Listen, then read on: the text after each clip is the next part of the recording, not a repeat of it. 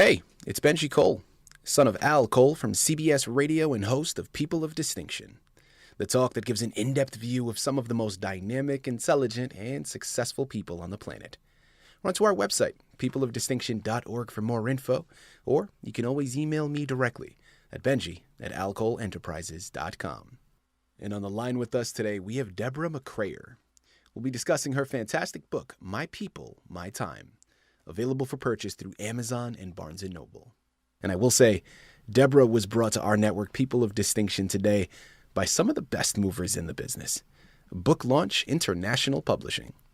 So if you have a book that you'd like moved, well, do yourself a favor and contact Book Launch. You can find out more information on them at booklaunchintl.com. And guys, listen, it is an absolute pleasure to have Deborah here on the line, okay? Her book is a very interesting one, okay? And I, of course, am very interested in it, not only because I just love having authors here on the network, love finding new things to look into, new books to read about, but of course, being an African-American man myself, this is something that I've constantly battled with, right? Constantly thought about, and really, her book, the underlying message that applies to really anybody, regardless of gender, culture, background, is it has an underlying theme of regardless of the current circumstances, regardless of whatever trial, tribulations you may be going through, success is always within reach. Now, doesn't mean it's going to come easy, right? You have to take self-accountability. You have to really put in the work to make it happen. But excuses are just excuses, right? At the end of the day, they're not actually holding you back. And of course, that doesn't apply to every single scenario, but a lot of times, myself included, right? I'll be the first person to throw myself under the bus. There's been moments in my life where I find myself in a predicament. And I may try to look around and point the blame somewhere else, but in actuality, when I really stop and I really examine the reason why I find myself in that difficult situation, a lot of times I can go back far enough and see that those ripples were started based upon a decision that I had made. So again, it's all about self-accountability, but also intertwined with it, it's a memoir/historical overview. Now, getting specifically to, as I was mentioning before, being an African-American man myself, we're really going to be looking into the African-American community through history and see accomplishments that have been made or have not been made, and really how far we've come, where we still have to go, and what we want to achieve as a community. I'm very much looking forward to this. And listen, Deborah is the expert, okay? She's written the book. She's done the research. She's going to be able to articulate everything much better than I ever could. So without further ado, let's jump right in. Deborah, first and foremost, welcome to People of Distinction. Thank you for being a guest. How are you? I am well. How are you? Thank you for having me. Absolutely. I'm very well. Thank you for asking. And listen, the honor is all ours, okay? We're very much looking forward to this. And I know we have so much information to cover, Deborah, but let's hold off slightly before jumping into the book. Start by articulating to our listening audience a little bit more about your background, please. So I was born in New York and raised in St. Louis in a lower middle class family. I dedicated once I graduated from high school, and I went into the military. I did 30 years in the Navy, where I was able to get 3 degrees, 3 professional degrees, and continue on with the federal government upon my retirement. So I was able to set those goals for myself and achieve those. I am also a single mom that works very hard, and I have a wonderful 16-year-old straight-A student, so very proud. Fantastic. There you go. There you have it. Now, without further ado, let's jump right in. My People, My Time. Tell us a little bit more about your book. I wanted to look at the African-American people. There's a lot of unrest going on concerning the African-American people and the injustices that's going on. And while I don't condone that, and I concur with we as a people should be treated better by others. I want us as a people, as the African American people, to look at how we treat our race and how we do um, a lot of damage to ourselves. So the book looks at where we've come in the last 55 years, from struggling for the basic civil rights to oftentimes a blatant disregard for life, all in the span of 55 years. Fantastic. But there's still hope. Absolutely. And I love that underlying message of hope. You're examining things that may sometimes look very dismal, right? Looks very bleak, but there's always hope. Now, I'm really curious. Now, I have an idea, and I can assume, I think, where the title comes from, but you know what happens when you assume, so I'm not going to do that to you. I have you here on the line. I could just come right out and ask. Talk to our listening audience about the title of your book, My People, My Time. Why did you choose that to be the representation for your book? Because I wanted to cover, well, actually, I was born in 1965. So, and so the book spans the last 55 years of my life.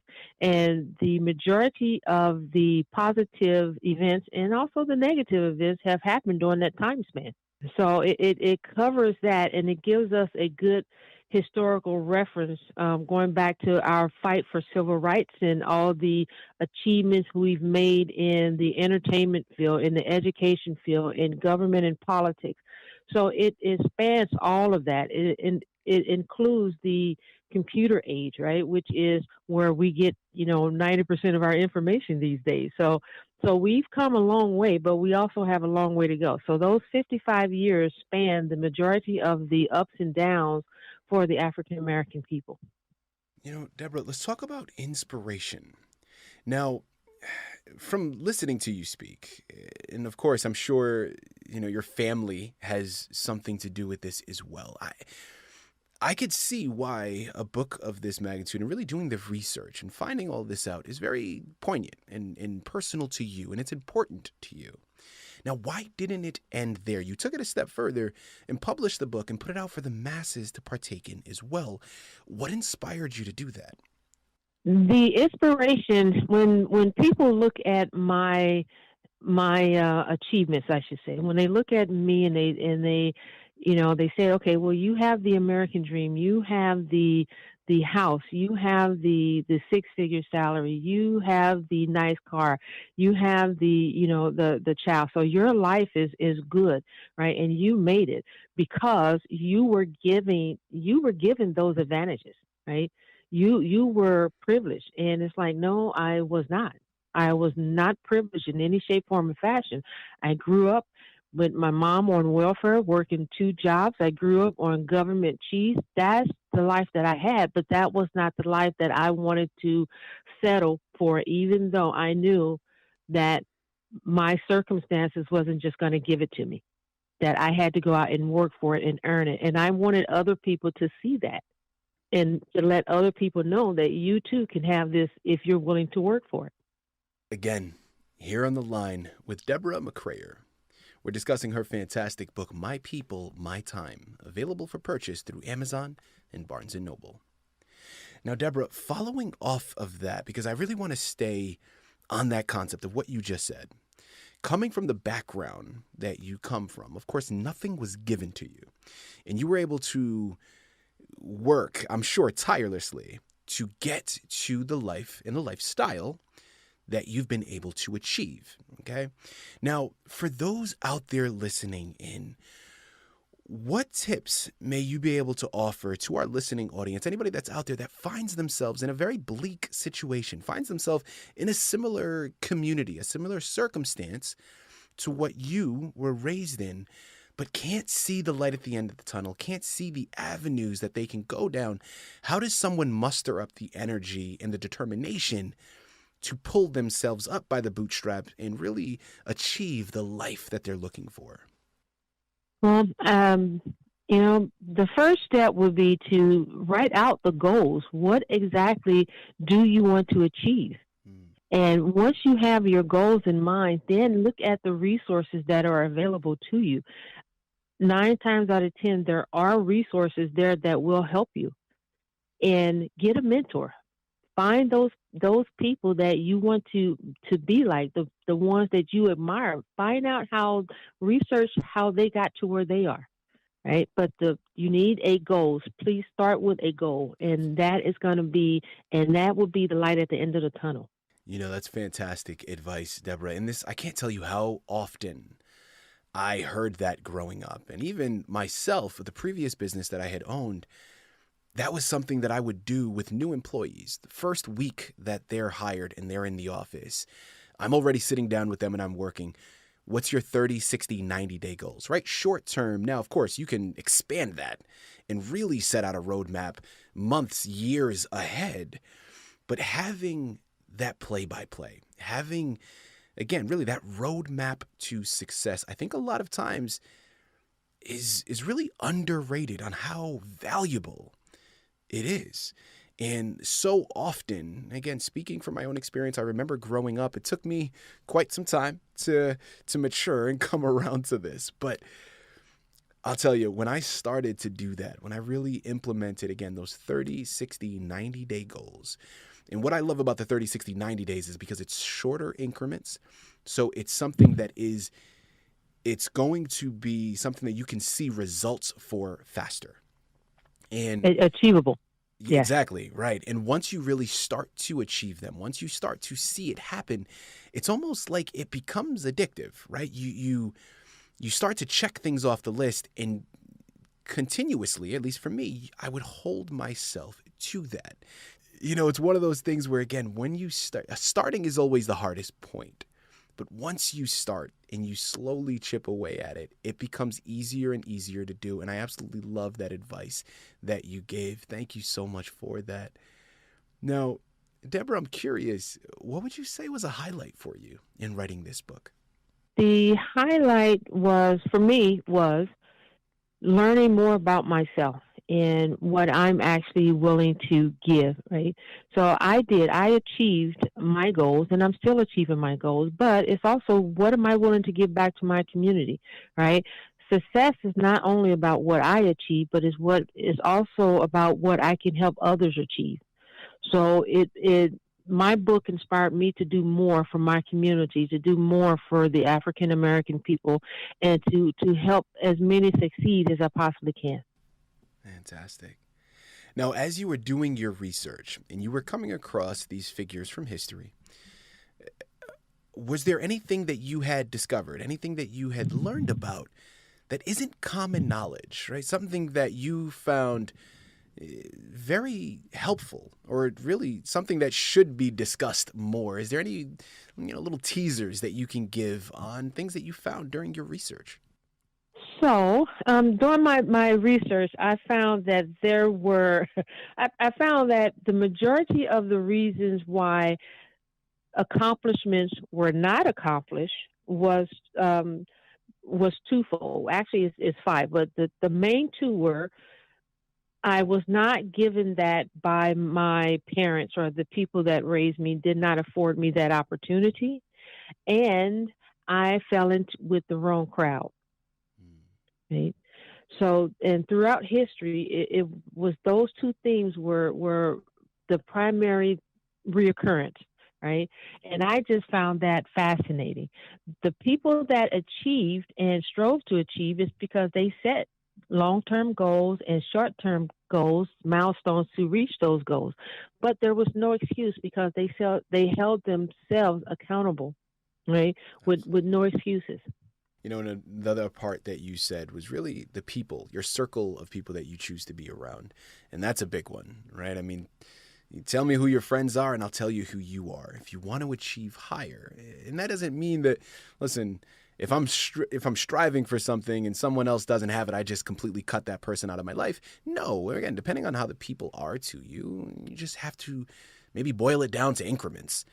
But again, when I was in my sales business, people were telling all the time, listen, if you want to be a millionaire, you want to try to hang out with millionaires, right? Learn the way they think. Read books by really successful people. When you start to do that, you give yourself a higher enlightenment, and you hold yourself to what you're saying, to that higher standard. Education is so important. Knowledge is power. The biggest cliche in the book, but it rings true to today. This is why this book is so phenomenal. And you guys know what you have to do. Amazon, Barnes & Noble are the places you have to go. There's no way around it. Deborah, are you on social media? How can our listening audience interact with you? Okay, yes, I am. So they can, on Twitter is D McCrayer on Twitter, and I'm also on Facebook at Deborah McCrayer. So Facebook or Twitter. Deborah, as we start to tie up this fantastic interview, being an artist myself, I love having this platform to be able to pay it forward, in a sense, to other artists out there that are listening in. Now, you're someone who has acquired the wisdom. You've written the book, and you've also gone through the test of getting it published, because anybody that has been through the process understands writing the book is only half the battle. Now, I'd love to hear from you any words of wisdom that you can relay to our listening audience. If there's a new writer out there listening in, what would you like to tell them? I would like to tell them start, write. Write down your thoughts. Write down your feelings. If it's daily, weekly, but get them down on paper, because what you feel is actually what's going to be in your book and what you want to relate to others. But you have to start. Guys, there you have it. There it is again, right? It's interesting how starting is always the toughest part, or it's always one of the toughest aspects to really get done. And I could speculate. I think a lot of times that fear of failure prevents us from embarking upon it. But as Deborah just said, listen, there's paraphrasing, but there's nothing to it but to do it. Okay, you just got to chip away at it. Put the words on the page. Once you get the ball rolling, you can always go back and fine-tune things, but you got to get it started. Guys, listen, what more can be said? Okay, let me back up. A lot more can be said, okay? Nothing more is going to be said. And what is so fantastic about it is, guys, we've barely scratched the surface.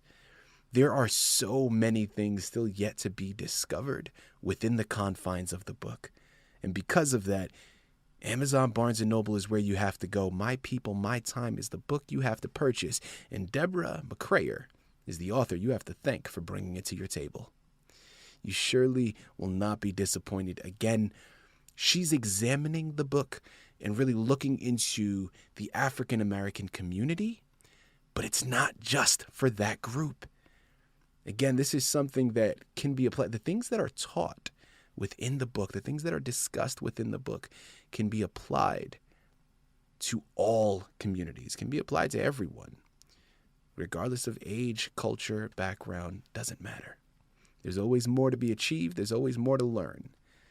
Let's go pick up the book. Deborah, this has been an absolute pleasure. Thank you once again for being a guest with us today on People of Distinction. You're quite welcome. Thank you for having me.